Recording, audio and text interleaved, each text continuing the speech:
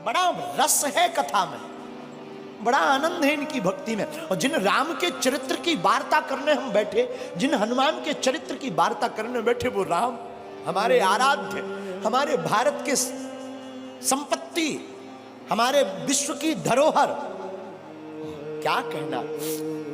राम जी ने जब रावण का वध कर दिया, रावण मारा गया,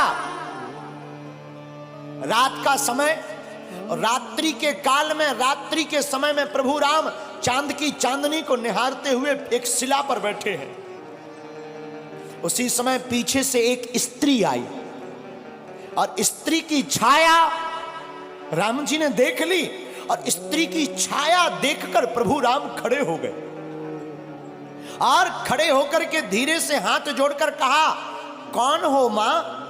हे मां, तुम कौन हो? कृपा करके अपना परिचय दीजिए। इतना सुनते ही वो छाया रूपी जो स्त्री थी फबक फबक कर रोने लगी। प्रभु श्री राम ने कहा, क्या हुआ, कौन हो तुम? तो वो जो स्त्री थी वो बोली, राम मैं कोई और नहीं, मैं अभाग्नि पापनी रावण की पत्नी मंदोदरी हूं। तो प्रभु श्री राम ने कहा, मां रावण का तो आज वध हो गया, और तुम इतनी जल्दी इतनी रात को अकेली मेरे पास क्यों आई हो? क्या बात है मां, सब ठीक तो है, सब खैरियत तो है ना मां?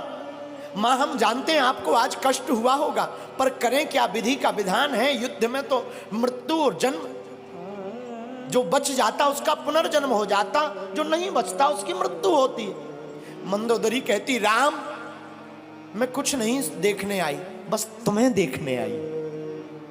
राम जी ने कहा, क्यों मां?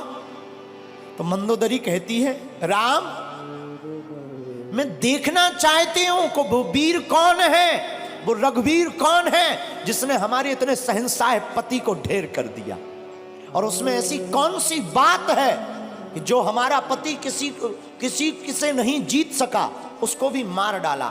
तो प्रभु राम ने हाथ जोड़कर पूछा, मां आपने मुझ में ऐसा क्या देखा, जरा बताओ जो तुम्हारे पति से अलग है। मंदोदरी कहती, राम एक मेरा पति था जो पर स्त्री को अपनी पत्नी नहीं बनाना चाहता था, और एक राम तुम हो कि स्त्री की छाया देख करके भी खड़े होकर मां से संबोधित करते हो। ये राम का आदर्श, ये प्रभु श्री राम का स्थापित आदर्श है। ये हमारे आपके भारत के लोगों का सौभाग्य है। मेरे लोगों, आज तक तुमने सिर्फ राम की रोती हुई वार्ताओं को सुनकर उन्हीं को चित्त में रखा।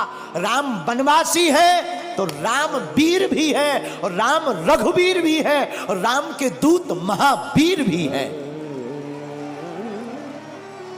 और हम तुमसे इस बात से ये कहना चाहते हैं कि तुम राम के वंशज हो, तुम भी वीर हो।